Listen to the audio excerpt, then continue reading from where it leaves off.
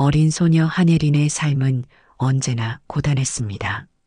서울 외곽 작은 마을의 낡은 아파트에서 아버지와 단둘이 사는 16살 예린은 이른 새벽부터 늦은 밤까지 학교와 아르바이트를 오가며 하루하루를 버티고 있었죠. 그녀의 방 한구석에는 어머니가 남기고 간 흔적이라곤 빛바랜 사진 한 장뿐이었어요. 예린은 가끔 그 사진을 꺼내 들고 기억도 나지 않는 어머니의 얼굴을 오래도록 바라보곤 했습니다. 예린아, 밥 먹자.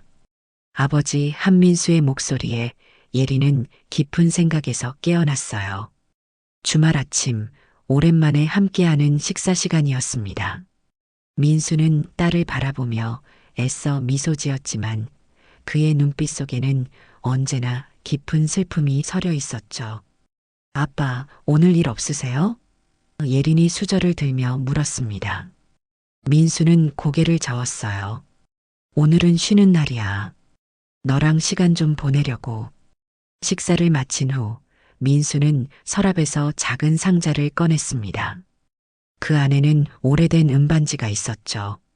독특한 무늬와 빛나는 돌이 박힌 그 반지는 민수가 평생 간직해온 보물이었어요. 이 반지 또 보고 계신 거예요? 예린이 물었습니다. 민수는 반지를 손가락으로 천천히 돌리며 말했어요. 내 어머니가 가진 반지와 쌍을 이루는 거란다. 이 반지와 똑같은 걸 가진 사람이 있다면 그 사람이 내 엄마야. 예린은 어릴 적부터 이 이야기를 수없이 들어왔습니다. 처음에는 동화처럼 들렸고 언젠가 그 반지를 찾아 어머니를 만날 수 있을 거라 믿었죠. 하지만 나이가 들면서 그런 희망은 점점 희미해졌어요. 현실의 무게는 동화 같은 꿈을 허락하지 않았습니다. 아빠, 이제 그만 잊으셔야 해요. 엄마는 우리를 떠난 지 오래됐잖아요.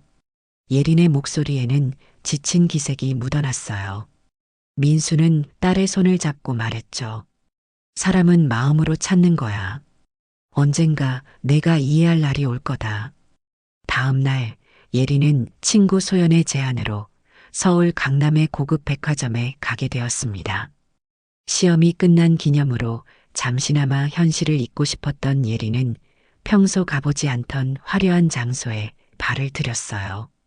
반짝이는 조명과 고급스러운 분위기는 그녀에게 다른 세상처럼 느껴졌습니다. 여기 너무 멋지다, 그렇지? 소연이 들뜬 목소리로 말했어요. 예린은 빛나는 명품 매장들을 지나치며 고개를 끄덕였죠. 그러게, 우리랑은 다른 세상 같아. 그때였습니다. 화려한 보석 매장 앞에 서 있던 한 여인이 예린의 시선을 사로잡았어요. 우아한 태도와 고급스러운 옷차림의 그 여인은 주변 사람들과는 다른 분위기를 풍기고 있었습니다. 하지만 예린의 눈길을 끈 것은 바로 그 여인의 손가락에 끼워진 반지였죠. 순간 예린의 심장이 빠르게 뛰기 시작했어요. 그 반지는 아버지가 평생 소중히 간직해온 반지와 똑같은 디자인이었습니다. 독특한 무늬와 중앙의 푸른 보석까지 틀림없는 그 반지였죠. 저기, 예린은 자신도 모르게 그 여인에게 다가갔어요. 이 반지 어디서 구하셨나요? 여인은 갑작스러운 질문에 놀란 듯 예린을 바라보았습니다. 잠시 당황한 표정을 지었지만 곧 차가운 미소를 지으며 말했죠. 어린애가 이런 걸 왜 물어보지? 백화점 직원이니? 아니요, 그게 아니라. 예린이 말을 잇기도 전에 여인은 이미 뒤돌아 매장 안으로 들어가 버렸습니다. 예린의 다리가 떨렸어요. 평생 들어온 이야기 속 반지를 실제로 본 충격이 그녀를 압도했습니다. 설마, 정말 그 반지일까? 그렇다면 저 여인이. 예린은 그 여인을 뒤따라가려 했지만 백화점 경비원이 그녀를 제지했습니다. 학생, 저쪽은 VIP 고객 라운지예요. 일반 고객은 출입할 수 없어요. 하지만 제가 꼭 만나야 할 사람이. 예린이 말을 끝맺지 못하고 망연자실한 표정으로 서 있을 때 소연이 그녀의 팔을 잡아당겼어요. 예린아, 무슨 일이야? 갑자기 왜 그래? 소연이 걱정스러운 눈빛으로 물었습니다. 예린은 떨리는 목소리로 말했죠. 방금 본 그 여자분. 손가락에 끼고 있던 반지가 우리 아빠가 평생 찾던 거야. 어쩌면 내 엄마일지도 몰라. 소연의 눈이 커졌어요. 정말? 그럼 우리 저분이 누군지 알아봐야 해. 두 소녀는 주변을 살피며 정보를 수집하기 시작했습니다. 마침 백화점 직원들이 그 여인을 향해 깍듯이 인사하는 모습이 눈에 띄었죠. 예린은 용기를 내어 한 직원에게 다가갔어요. 저기, 방금 지나가신 분이 누구신지 혹시 아세요? 직원은 잠시 망설이더니 낮은 목소리로 답했습니다. 정수진 회장님이세요. JNS 그룹 회장이시죠. 우리 백화점 최고 VIP 고객이시랍니다. 예린의 마음이 무거워졌어요. 백만장자? 설마. 엄마가 이렇게 성공한 사람이 됐을 리가 없어. 그러나 그녀의 마음 한편에서는 혹시라도 어머니일 가능성을 놓지 못했습니다. 그 독특한 반지를 우연히 같은 디자인으로 가지고 있을 확률은 너무 낮았으니까요. 집으로 돌아온 예린은 아버지가 없는 틈을 타 인터넷에서 정수진에 대해 검색해 보았어요. 화면에 나타난 정보들이 그녀를 더욱 혼란스럽게 만들었죠. JNS 그룹의 창업자이자 회장, 수많은 자선 활동으로 알려진 여성 기업인. 그리고 그녀의 나이는 48. 어머니의 나이와 비슷했습니다. 이게 다 무슨 의미일까? 예린은 중얼거렸어요. 머릿속이 복잡했지만 한 가지는 확실했습니다. 그냥 넘길 수 없다는 것이었죠. 며칠 동안 예린은 정수진에 대한 모든 정보를 찾아보았어요. 그러던 중 중요한 사실을 발견했습니다. 정수진이 매월 첫째 주 토요일마다 자신이 설립한 자선단체에서 봉사활동을 한다는 거였죠. 이거야. 예린의 눈이 반짝였어요. 기회가 생긴 것입니다. 토요일이 되자 예린은 일찍 일어나 옷을 골랐습니다. 평소보다 단정한 차림으로 거울 앞에 서서 머리를 빗었어요. 마음은 이미 자선단체로 달려가고 있었지만 문득 아버지를 속이는 것 같아 죄책감이 들었습니다. 예린아, 어디 가니? 아침 식사를 준비하던 민수가 물었어요. 예린은 잠시 망설이다 진실을 말하기로 했죠. 아빠, 사실 제가 엄마의 반지를 본 것 같아요. 민수의 손에서 젓가락이 떨어졌습니다. 뭐라고? 예린은 그날 백화점에서 있었던 일을 모두 털어놓았어요. 아버지의 표정이 순간순간 변하는 것을 보며 가슴이 아팠지만 더 이상 혼자 감당할 수 없었습니다. 그래서 오늘 그분이 봉사활동 한다는 곳에 가보려고요. 정말 엄마인지 확인해 보고 싶어요. 긴 침묵이 흘렀어요. 민수는 고개를 숙인 채 손을 꽉 쥐었다 폈다를 반복했습니다. 그러다 천천히 고개를 들고 예린을 바라보았죠. 함께 가자. 예상치 못한 아버지의 대답에 예린은 놀랐어요. 정말요? 내가 혼자 그런 곳에 가는 건 위험해. 그리고 나도 확인하고 싶구나. 그렇게 부녀는 함께 자선단체로 향했습니다. 도착했을 때 그곳은 이미 많은 봉사자들로 붐비고 있었어요.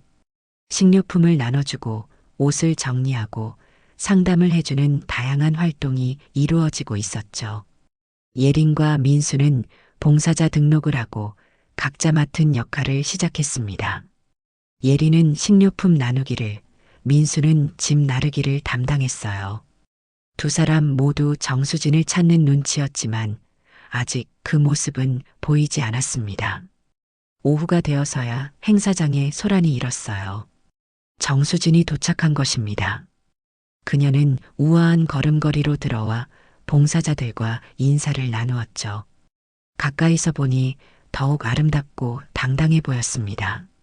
예린의 심장이 빠르게 뛰었어요. 정말 이 사람이 자신의 어머니일까? 왜 그런 생각이 들었는지 스스로도 이해할 수 없었지만 그 반지가 진짜라면 모든 것이 설명될 수 있었습니다. 민수는 멀리서 그 모습을 바라보다가 갑자기 얼굴이 창백해졌어요. 그는 뒤로 물러나 기둥 뒤에 숨었죠. 예리는 아버지의 이상한 행동에 다가가려 했지만 그 순간 정수진이 예린 쪽으로 걸어오고 있었습니다. 학생, 봉사활동 처음이니? 정수진이 친절한 미소로 예린에게 물었어요. 예린은 말문이 막혔습니다. 가까이서 보니 그녀의 눈매가 자신과 닮아 있다는 생각이 스쳤죠. 네, 처음이에요. 열심히 하는 모습이 보기 좋네요. 이름이 뭐죠? 정수진이 예린의 이름표를 보려고 몸을 숙였습니다. 예린은 떨리는 목소리로 대답했어요. 한예린이라고 합니다. 순간 정수진의 표정이 굳었습니다. 그녀의 눈이 미세하게 떨렸죠. 예린? 네, 맞아요. 예린은 용기를 내어 질문했습니다. 저기, 실례지만 그 반지 어디서 구하셨나요? 제가 지난번 백화점에서 여쭤봤었는데 정수진은 잠시 침묵하다 손가락에 반지를 바라보았어요. 이건 아주 오래전에 맞춘 반지야. 소중한 사람이랑. 혹시 그 반지를 잃어버린 적 있으세요? 예린이 조심스럽게 물었습니다. 정수진은 놀란 표정으로 예린을 바라보았죠. 어떻게 그걸 알아? 예린은 심장이 터질 것 같았어요. 이 대화가 진실로 향하는 첫걸음이라는 것을 느꼈습니다. 저희 아빠도 같은 반지를 가지고 있어요. 그 순간 정수진의 얼굴이 창백해졌어요. 그녀는 주변을 둘러보며 낮은 목소리로 말했습니다. 그럴 리가 없어. 그는 오래전에.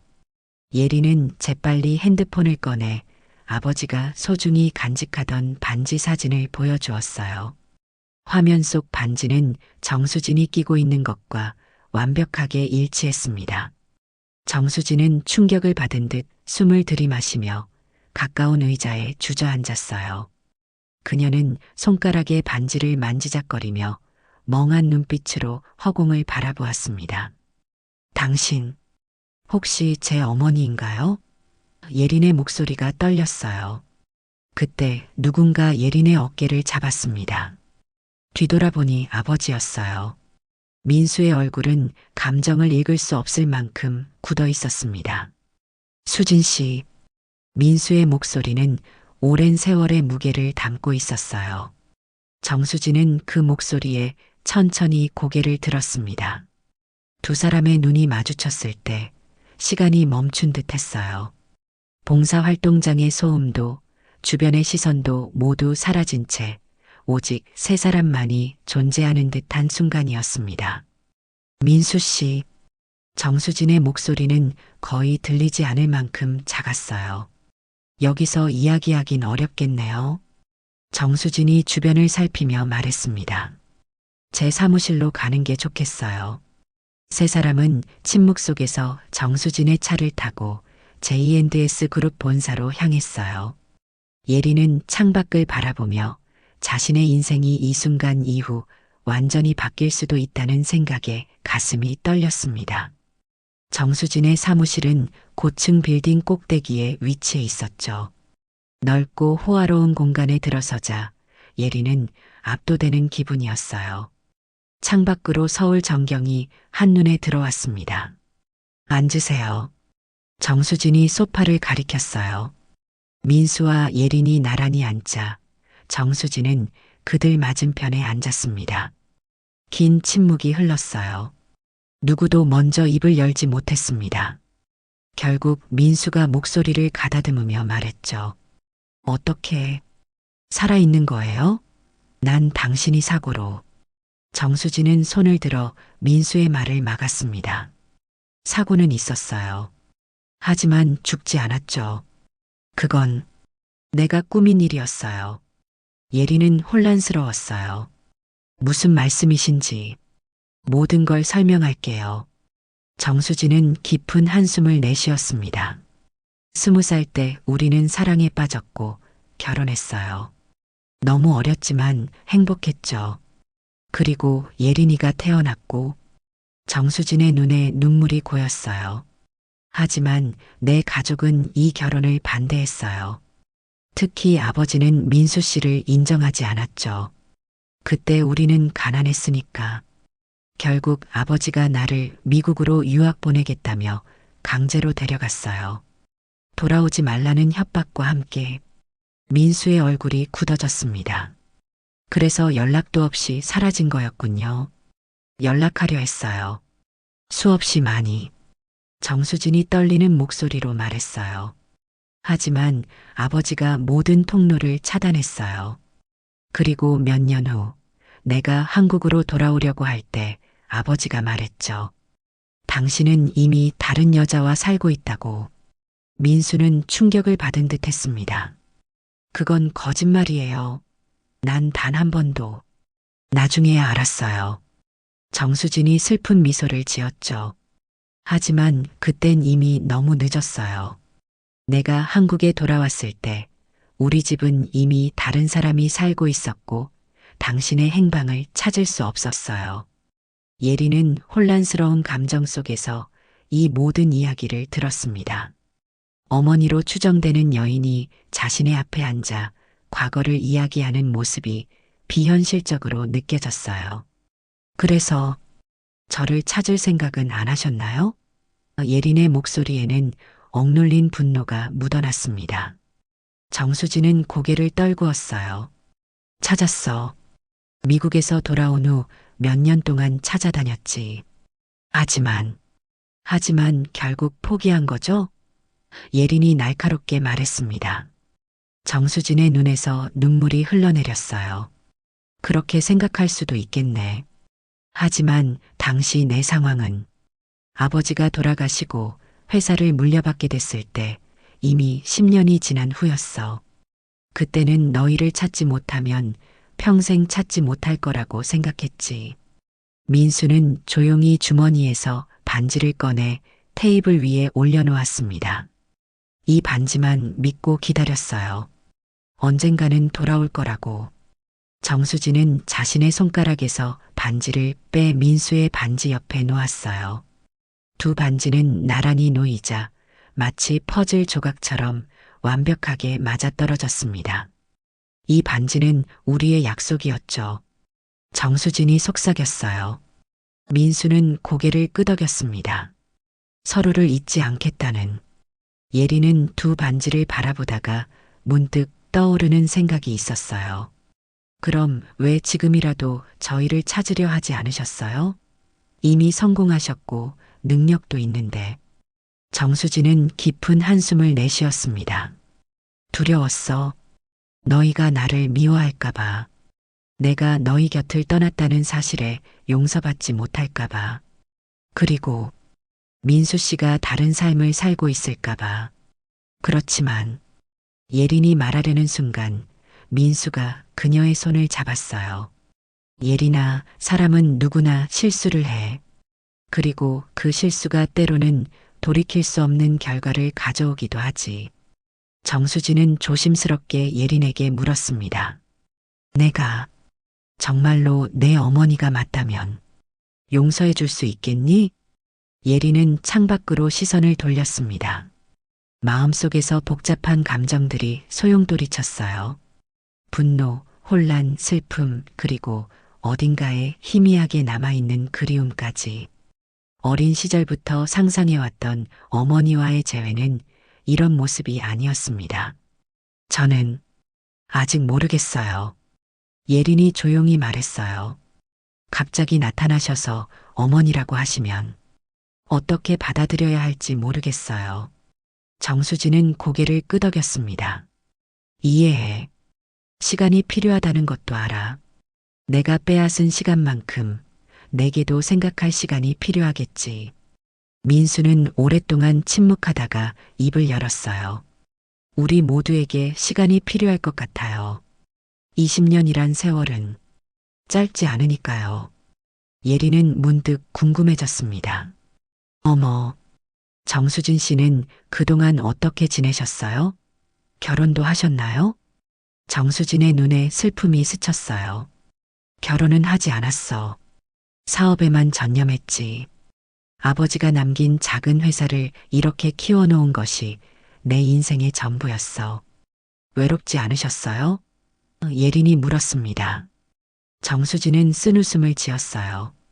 매일이 외로웠지. 하지만 그 외로움을 이겨내는 방법을 배웠어. 일에 몰두하고 다른 사람들을 돕는 것으로. 민수가 조심스럽게 물었습니다.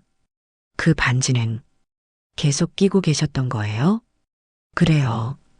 한 번도 빼본 적이 없어요. 정수진이 대답했어요.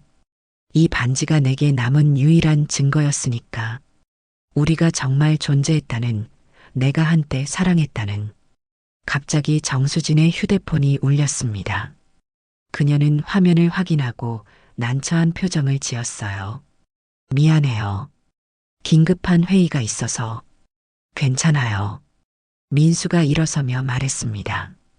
우리도 이만 가봐야 할 것 같아요. 오늘은 너무 많은 일이 있었으니까. 정수진은 망설이다가 명함을 건넸어요. 내 개인 번호예요. 언제든 연락해줘요. 예린이도 이야기하고 싶을 때 연락해주면 좋겠어. 집으로 돌아가는 길, 예린과 민수는 무거운 침묵 속에 잠겼습니다. 버스 창밖으로 흘러가는 도시의 풍경이 마치 낯선 세상처럼 느껴졌어요.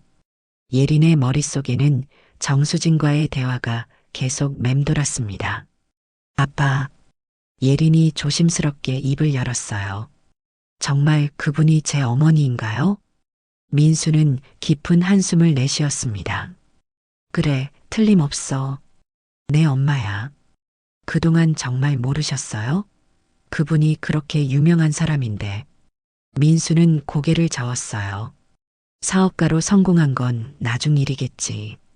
우리가 헤어졌을 때 그녀는 그저 평범한 대학생이었어. 그리고 나는 의도적으로 그녀에 관한 뉴스를 보지 않으려 했던 것 같아. 집에 도착한 후 예리는 자신의 방으로 들어가 침대에 몸을 던졌습니다. 눈을 감고 오늘 있었던 일을 되새겼어요. 어머니를 만난다는 것, 그것도 이런 식으로. 현실감이 없었습니다. 그날 밤 예리는 오래된 앨범을 꺼내 보았어요. 아버지가 간직해온 몇 안 되는 가족 사진들. 어린 자신과 젊은 부모의 모습이 담긴 희미한 사진들을 바라보며 예리는 눈물을 참을 수 없었습니다. 다음 날 학교에서 돌아온 예리는 아버지가 소파에 앉아 깊은 생각에 잠겨 있는 것을 발견했어요. 그의 손에는 정수진의 명함이 들려 있었습니다. 전화하실 거예요? 예린이 물었어요. 민수는 딸을 바라보았습니다. 너는 어떻게 생각해? 예린은 잠시 생각하다가 대답했어요. 저는 아직 많이 혼란스러워요. 하지만 그분이 정말 제 어머니라면 이야기는 더 들어보고 싶어요. 민수는 미소 지었습니다. 그래, 나도 그렇게 생각했어. 그날 저녁 민수는 정수진에게 전화를 걸었어요. 간단한 대화 후 그들은 주말에 다시 만나기로 약속했습니다. 주말이 되자 예리는 아침부터 긴장했어요. 무엇을 입을지, 어떤 말을 해야 할지 모든 것이 혼란스러웠습니다. 오후 2시 정수진이 약속대로 그들의 집을 찾아왔어요. 평소의 화려한 옷차림 대신 단정한 캐주얼 복장이었습니다. 손에는 작은 선물 상자를 들고 있었어요. 안녕하세요. 정수진이 현관에 서서 어색하게 인사했어요. 그녀의 표정에는 긴장과 기대가 섞여 있었습니다. 민수가 문을 활짝 열어주었어요. 들어오세요. 정수진은 조심스럽게 작은 아파트로 들어섰습니다. 그녀의 눈빛이 공간 곳곳을 탐색하는 것이 느껴졌어요. 과거의 기억을 찾고 있는 듯 했죠. 앉으세요. 민수가 소파를 가리키며 말했습니다. 정수진은 소파에 앉으며 예린에게 상자를 건넸어요. 작은 선물이야. 마음에 들지 모르겠지만 예린은 조심스럽게 상자를 열었습니다. 안에는 작고 아름다운 은반지가 들어 있었어요. 부모님의 반지와는 다른 디자인이었지만 비슷한 느낌이 담겨 있었습니다. 너무 비싼 걸 주셨네요. 예린이 말했어요. 정수진은 고개를 저었습니다. 비싼 게 아니야. 이건 내가 너에게 주고 싶었던 첫 선물이야. 16번째 생일에 주려고 했던. 예린은 반지를 바라보다 조용히 말했어요. 감사합니다. 세 사람은 차를 마시며 이야기를 나누기 시작했습니다. 처음에는 어색했지만 시간이 흐르면서 조금씩 편안해졌어요. 정수진은 미국에서의 생활, 회사를 세우게 된 과정, 그리고 자선 활동을 시작하게 된 계기에 대해 이야기했습니다. 사실 그 자선 단체는 내가 있을 수도 있다는 생각에 시작한 거야. 정수진이 말했어요. 어려운 환경의 아이들을 돕다 보면 어쩌면 너를 만날 수 있을까 하는 희망이 있었거든. 예린은 그 말에 마음이 움직였습니다. 어머니가 자신을 완전히 잊지 않았다는 사실이 위로가 되었어요. 앞으로는 어떻게 하실 생각이세요? 민수가 물었습니다. 정수진은 진지한 표정으로 대답했어요. 그건 너희가 원하는 대로 하고 싶어. 갑자기 나타나 모든 걸 바꾸고 싶지는 않아. 다만 기회가 된다면 조금씩 알아가고 싶어. 예린은 잠시 생각하다 조용히 말했습니다. 저도 그랬으면 좋겠어요. 천천히요. 정수진의 눈에 눈물이 고였어요. 정말? 민수는 딸의 어깨를 토닥이며 미소 지었습니다. 우리 모두에게 시간이 필요해요. 하지만 같이 걸어갈 수 있을 거예요. 그날 저녁 세 사람은 함께 식사를 했어요. 20년 만에 첫 가족 식사였습니다. 아직 어색함은 남아 있었지만 그들의 웃음소리가 작은 아파트를 채웠어요. 헤어질 시간이 되자 정수진은 문 앞에서 망설였습니다. 다음 주에 또 와도 될까? 민수와 예린은 서로 눈빛을 교환하고 고개를 끄덕였어요. 네, 좋아요. 정수진이 떠난 후 예린은 창가에 서서 그녀가 떠나는 모습을 지켜보았습니다. 가슴속에 복잡한 감정이 있었지만 그 안에 작은 희망이 자라고 있음을 느꼈어요. 괜찮을 거야, 그렇지? 민수가 딸의 곁에 와서 물었습니다. 예린은 미소 지었어요. 네, 아빠. 우리 함께 이겨낼 수 있을 거예요. 잃어버린 반지는 단순한 물건이 아니었습니다. 그것은 오랫동안 끊어졌던 인연을 다시 이어주는 연결고리였어요. 상처와 아픔 그리고 후회가 있었지만 이제 그들은 새로운 시작을 향해 천천히 걸어가고 있었습니다. 과거는 바꿀 수 없지만 미래는 함께 만들어갈 수 있으니까요.